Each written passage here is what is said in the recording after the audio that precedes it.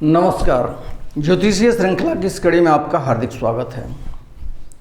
अभी हम कुंडली के द्वितीय भाव के विश्लेषण से संबंधित ज्योतिष में प्रतिपादित सूत्रों का अध्ययन कर रहे हैं। आइए इसी क्रम में आगे बढ़ते हैं और कुछ और सूत्रों का हम अध्ययन करते हैं। यदि द्वितीय स्थान में अनेक ग्रह बैठे हों, अनेक ग्रह का मतलब क्या है? एक से अधिक ग्रह बैठे हो द्वितीय स्थान में, और धनप्रद ग्रह बली हो। धनप्रद ग्रह कौन होते हैं ये हम जानते हैं। धन भाव में स्थित ग्रह, धनदर्शी ग्रह अर्थात जो धन भाव को देखता हो, और धनेश, ये तीनों धनप्रद ग्रह कहे जाते हैं।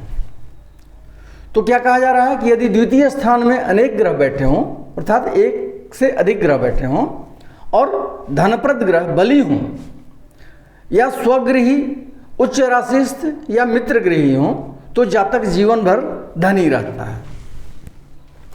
अब यहाँ कहा जा रहा है कि स्वगृही, उच्च राशिस्थ या मित्र गृही, क्या बली होने के लिए यही तीन चीज जरूरी हैं?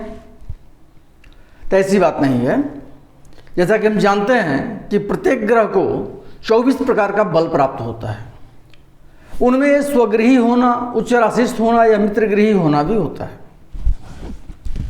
तो हम कह सकते हैं कि धनप्रद ग्रह जितना ज़्यादा बली हों, जितना अधिक बल उनको प्राप्त हो, उतना ही ज़्यादा शुभ फल प्रदान करने की स्थिति में होते हैं, और उसी प्रकार जातक को धन की प्राप्ति होती है।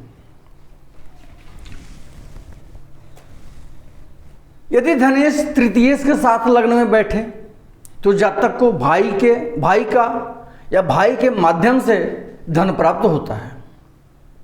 धनेश यदि चतुर्थेश के साथ लग्न में बैठे तो जातक को माता का या माता से धन की प्राप्ति होती है। इसी प्रकार जिस भी भावेश के साथ होकर धनेश लग्न में बैठता हो तो उस भाव से संबंधित कारक के निमित्त, उस भाव से संबंधित मतलब जिस भाव का स्वामी धनेश के साथ बैठ रहा हो लग्न में, उस भाव के संबंधी जो कारक होते हैं उनके निमित्त से धन प्राप्त होता है। इसमें धन लाभ की पूर्णता या अपूर्णता का आकलन दोनों ग्रहों के बलाबल के अनुसार किया जाता है। अब यह कोई जरूरी नहीं है कि भाव संबंधित व्यक्ति के द्वारा ही धन लाभ हो। जैसा कि हम जानते हैं कि प्रत्येक भाव के द्वारा व्यक्तियों का भी बोध होता है, व्यक्तियों का कारक भी होता है भाव, और बहुत सारे वस्तु और कार्यकलाप का भी कारक भाव होते हैं। तो हम कह सकते हैं कि इसके अतिरिक्त अर्थात संबंधित व्यक्ति के अतिरिक्त जो अन्य कारक होते हैं उनके द्वारा भी धन लाभ जातक को हो सकता है। हमको फल कथन से पहले इन सब बातों का सम्यक विचार कर लेना चाहिए। अब ये तो किसी भावेश का धनेश के साथ होकर के लग्न में बैठने पर कहा जा रहा है।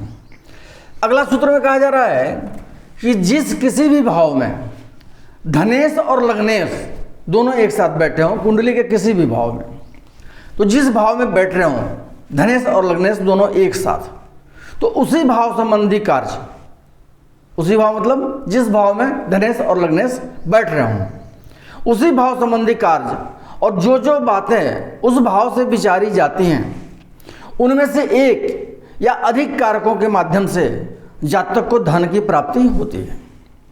जैसे तृतीय भाव से भाई, बहन, पराक्रम, यातायात इत्यादि से हम विचार कर सकते हैं। चतुर्थ भाव से माता, वाहन, भूमि, मकान, मित्र आदि के माध्यम से जातक को धन की प्राप्ति हो सकती है। तो हमको इन सब बातों का विचार करना चाहिए तथा सभी परिस्थितियों पर विचार करके ही हमें फल कथन करना चाहिए। द्वितीय भाव के फल कथन से संबंधित कुछ और सूत्रों का अध्ययन हम अगले वीडियो में करेंगे। नमस्कार।